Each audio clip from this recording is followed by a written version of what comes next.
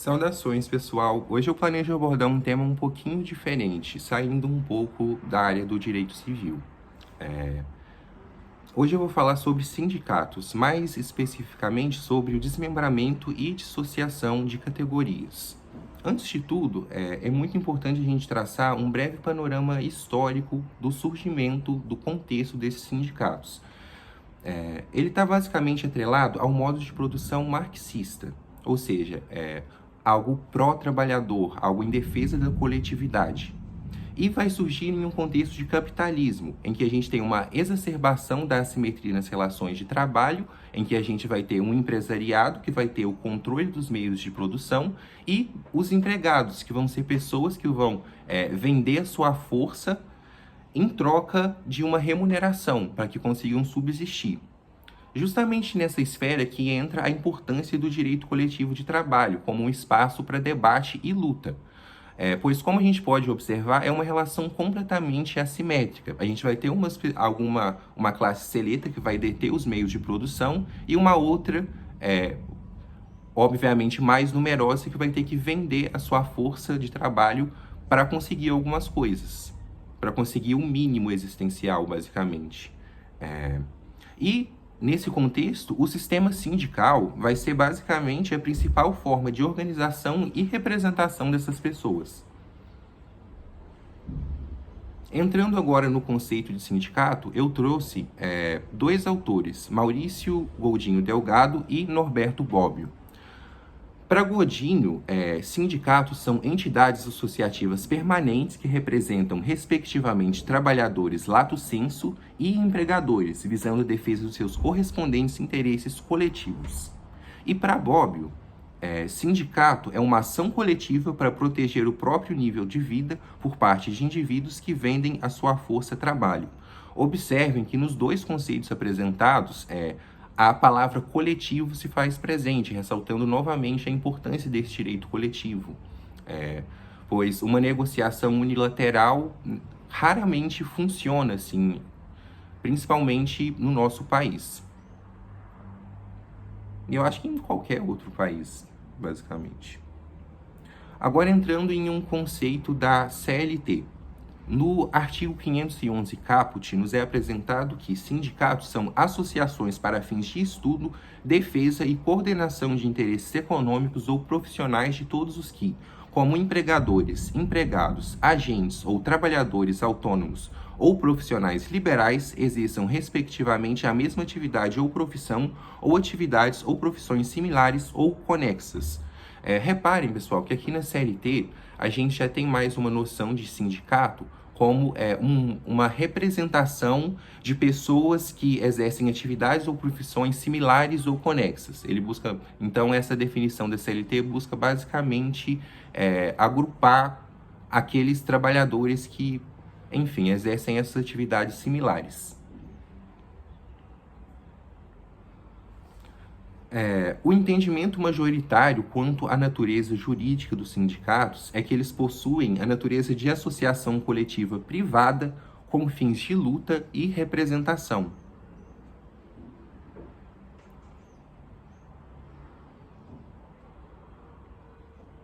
Indo agora, pessoal, para a organização do sistema sindical brasileiro.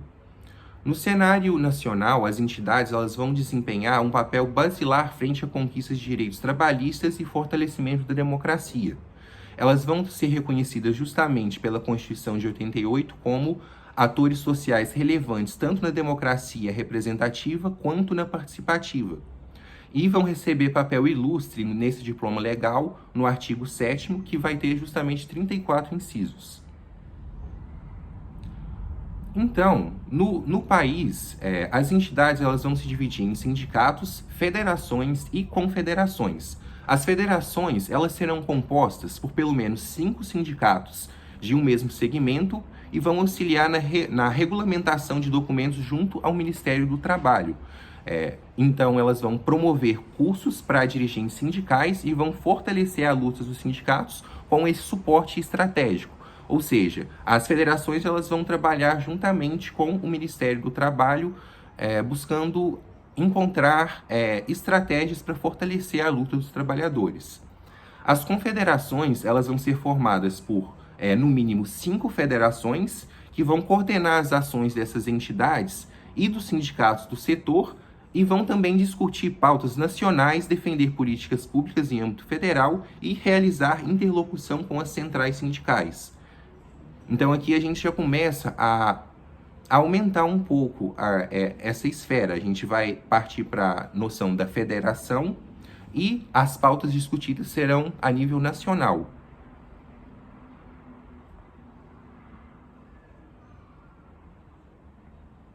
Agora, quanto ao registro de entidades sindicais aqui no Brasil.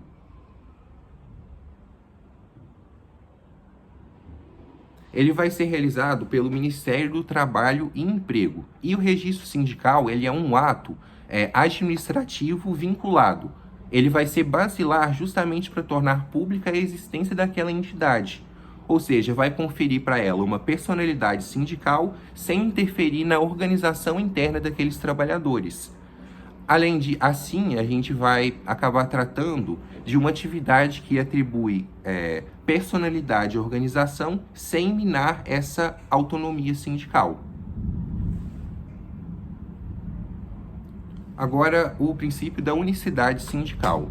Ele basicamente visa impedir que mais de um sindicato represente o mesmo grupo econômico, profissional ou específico dentro de uma mesma base territorial.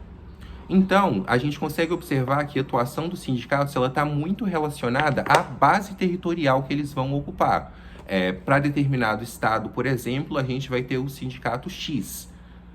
Não é aconselhável, justamente por conta desse princípio da unicidade sindical, a gente ter, por exemplo, 3 sindicatos representando a mesma categoria. Basicamente porque as vozes dessas pessoas não vão conseguir ser ouvidas. A gente vai ter uma dissonância enorme de ideias, então o princípio da unicidade visa barrar justamente isso.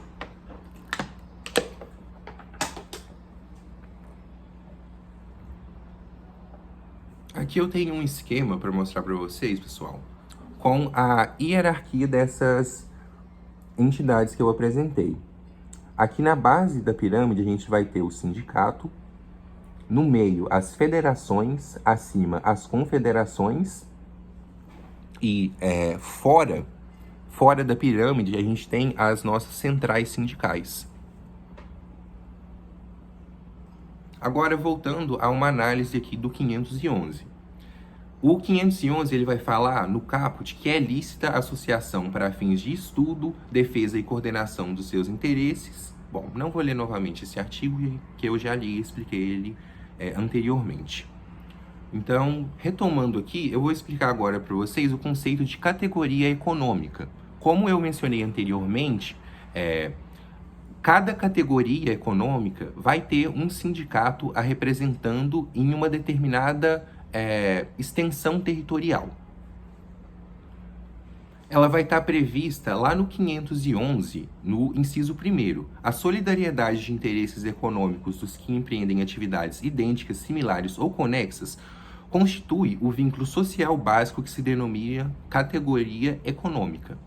Então, uma categoria econômica ela vai ser composta basicamente por pessoas que vão exercer atividades idênticas ou similares. E o principal critério de definição de uma categoria é que a atividade preponderantemente econômica, artigo 581, inciso 2º, entende-se por atividade preponderante que caracterizar a unidade de produto, operação ou objetivo final para cuja obtenção todas as demais atividades convirjam exclusivamente em regime de conexão funcional.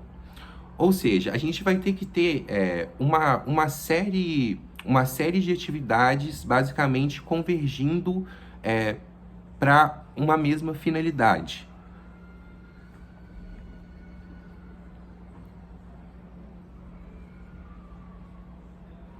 Agora, analisando o segundo inciso ainda do artigo 511, ele vai nos trazer que a similitude de condições de vida oriunda da profissão ou trabalho em comum em situação de emprego ou na mesma atividade econômica ou em atividades econômicas similares ou conexas compõe a expressão social elementar compreendida como categoria profissional.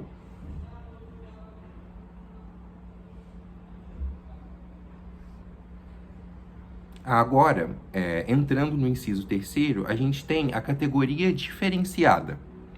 A categoria diferenciada vai ser aquela em que a forma dos empregados exerçam profissões ou funções diferenciadas por força de estatuto profissional especial ou em consequência de condições de vida singulares. Então, aqui a gente vai ter uma categoria que vai ser formada por trabalhadores que exerçam profissões ou funções específicas, seja porque essas profissões elas são regulamentadas pelo estatuto da profissão, ou seja, profissões que têm um estatuto próprio, ou porque os trabalhadores trabalham em condições de vida particulares que os distinguem dos demais. Aí a gente pode citar como exemplo os aeronautas e os aeroviários. Isso vai depender da atividade econômica da empresa em que o trabalhador está inserido.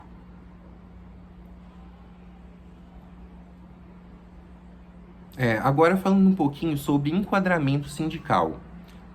O enquadramento sindical é justamente o processo de classificação de empresas e trabalhadores dentro dessas categorias específicas, de acordo com a atividade econômica da empresa ou a categoria preponderante, justamente para fins da representação sindical e negociação coletiva, que são expressões que já foram abordadas anteriormente e ressaltadas como basilares.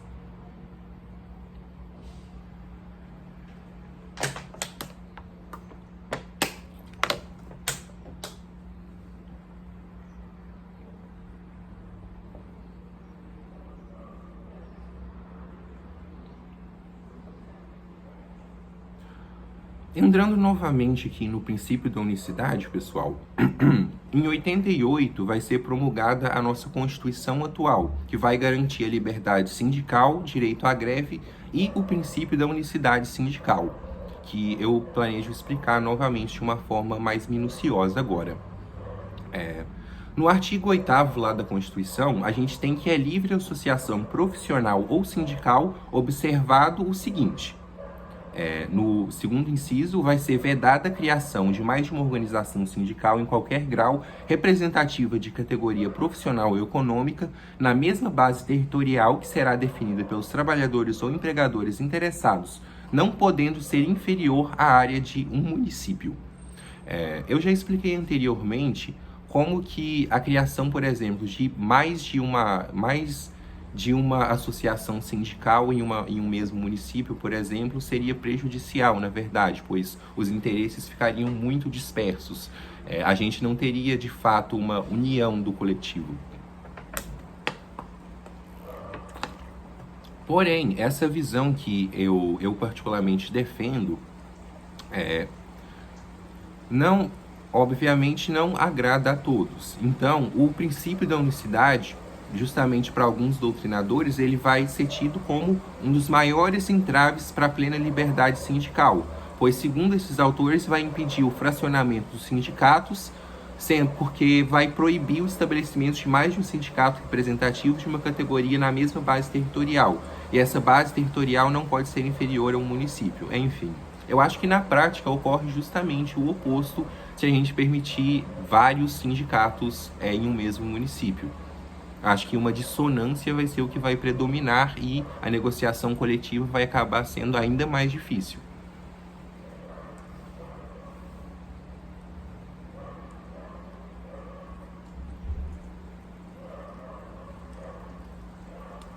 Agora, pessoal, entrando de fato no objeto dessa aula, que é o desmembramento e a dissociação, eu peço um pouquinho mais de atenção nessa parte.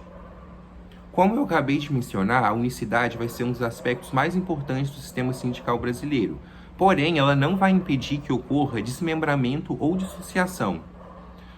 Entrando agora no mérito dessas formas de fracionamento. Elas podem ocorrer baseando-se em critério geográfico ou no da especificação da categoria. Na doutrina e na jurisprudência, a gente ainda não consegue observar um consenso sobre a terminologia. Então, a gente pode encontrar alguns termos como descentralização, desconcentração, fracionamento subjetivo ou objetivo. Agora entrando na Portaria 326 do Ministério do Trabalho e do Emprego, que também vai dispor sobre a formação de novo ente sindical a partir de um pré-existente. É basicamente nessa legislação específica que a gente vai ter a conceitualização de desmembramento e dissociação.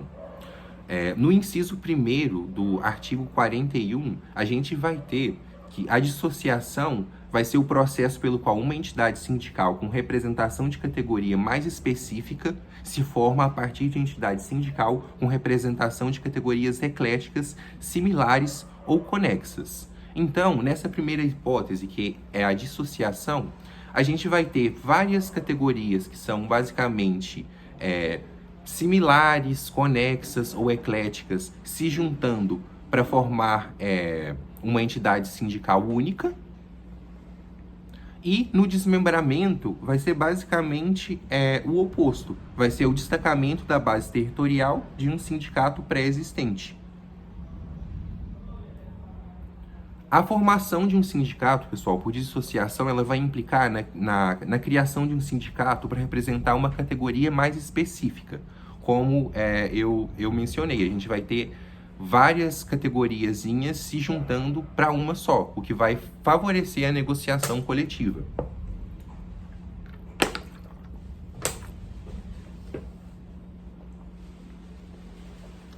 No artigo 570, parágrafo único, a gente vai ter que quando os exercentes de quaisquer atividades ou profissões se constituírem em condições tais que não se possam sindicalizar eficientemente pelo critério de especificidade de categoria, é-lhes permitido sindicalizar-se pelo critério de categorias similares ou conexas. Então, vamos supor que você exerça determinada atividade que tenha uma representação muito fraca no seu município. Você encontra, por exemplo, apenas mais 3, 4 ou 5 profissionais da sua área no seu município, porém existe um sindicato de uma área conexa, mais ou menos parecida com a sua. Aqui, pelo parágrafo único do 570, você percebe que é permitido você se associar a essa categoria, ao sindicato dessa categoria. O 571 vai trazer que qualquer das atividades ou profissões concentradas na forma do parágrafo único do artigo anterior poderá dissociar-se do sindicato principal, formando um sindicato específico. Aqui no 571, a gente já vai ter justamente o oposto. O desmembramento vai ser basicamente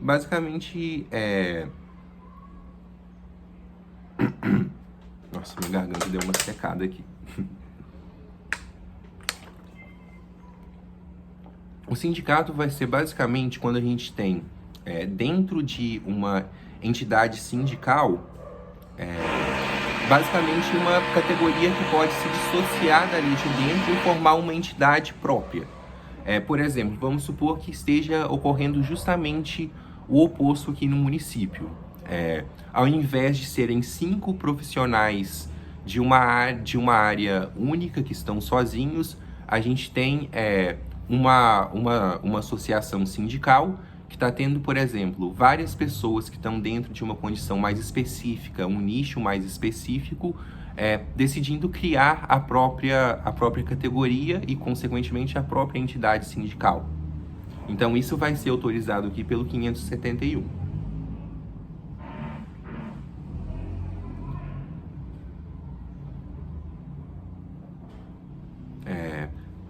Sobre o desmembramento, Carlos Alberto Gomes Chiarelli vai trazer que ele vai capitalizar a presença sindical, criando novas entidades para atuar especificamente em parte do território que antes estava coberto por uma entidade matriz, com jurisdição em múltiplos municípios.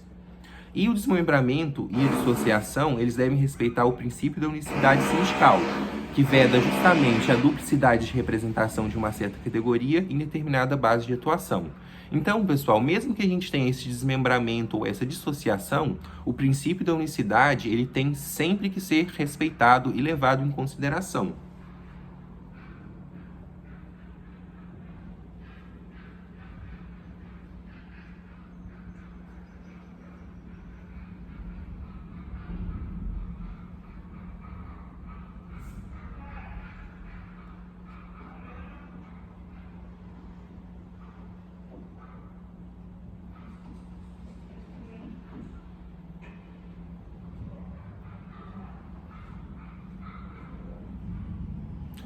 Caminhando agora caminhando agora de fato para a conclusão, pessoal, dos temas abordados hoje, a gente conseguiu observar que o princípio da unicidade sindical, ele busca evitar justamente a fragmentação e promover o fortalecimento e a representação das categorias, e ele também impõe algumas limitações à liberdade de organização sindical. E essa tensão ela vai ser intensificada justamente pela prática dos desmembramentos e das dissociações, que eu expliquei de forma bem minuciosa há alguns minutos.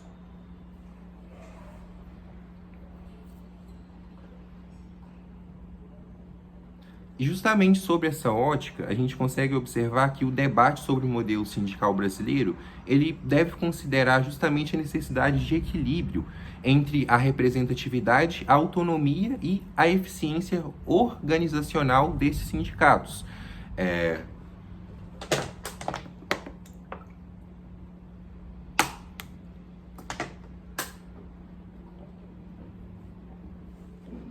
Então, pessoal, basicamente o modelo sindical brasileiro, ele tem que se pautar mais nesses princípios. A gente tem que ter uma representatividade maior de categorias, cada vez mais, de categorias que talvez estejam ainda desconhecidas.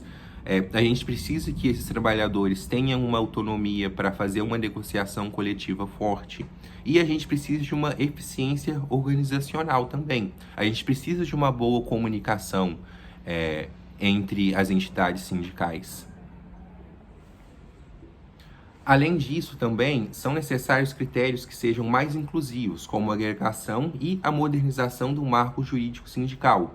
Isso poderia justamente fortalecer o associativismo e permitir que essas entidades sindicais enfrentem os desafios impostos pelas mudanças socioeconômicas. Justamente assim, a gente conseguiria promover um sistema mais democrático, alinhado com valores constitucionais de interesse coletivo dos trabalhadores. Aí temos aqui uma imagem representativa, sindicatos, força dos trabalhadores. E para hoje é basicamente isso, pessoal. Eu espero que vocês tenham gostado de uma explicação de uma área um pouco diferente. Eu geralmente explico muito aqui no canal sobre direito civil, obrigações, porém eu estou investindo bastante nessa nova área de estudo que é o direito do trabalho. Espero que você tenha gostado do vídeo também, professora. Um abraço.